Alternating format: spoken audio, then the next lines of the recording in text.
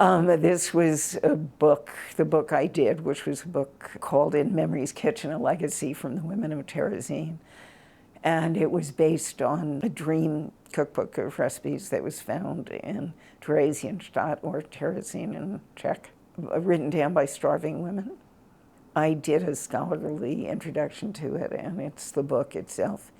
And it really, because it was an unknown form of Holocaust literature,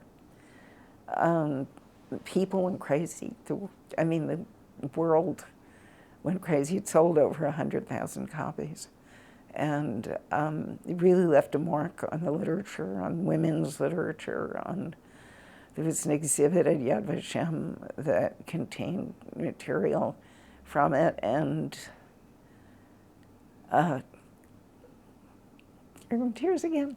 Another memory of being, because of the book, I was invited to meet the director of Yad Vashem, and when I was in Israel, and we had a very interesting discussion. And then I went out, I was with friends, and I went out and went to the bookshop, and which he hadn't told me, or maybe she didn't know somehow, was that there were copies of In Memory's Kitchen all across the entire bookstore, cover up. And on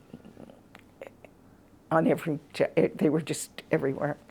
And the window of the bookshop looked out over the hills over Jerusalem. And the thought of just having been the vehicle, that's all I was, through which these women were saved from oblivion. And here they were in a book with their work embodied in it, or embraced by it in book covers, looking out over sunshine pouring down on the hills of Jerusalem. It was just one of the great moments of my life, because it was such a privilege to have done that, even though it near killed me.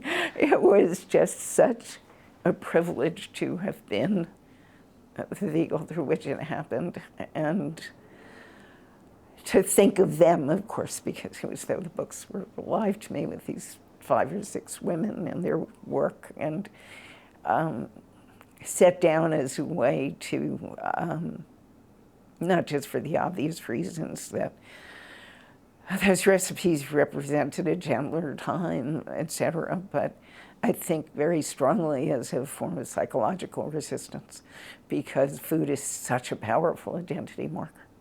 And when you write down recipes from your past, or the things you made your husband or your son everywhere for the holidays or whatever you were, it's deep reinforcement of who you are, and in a way that I think many people don't realize, and increasingly more people do.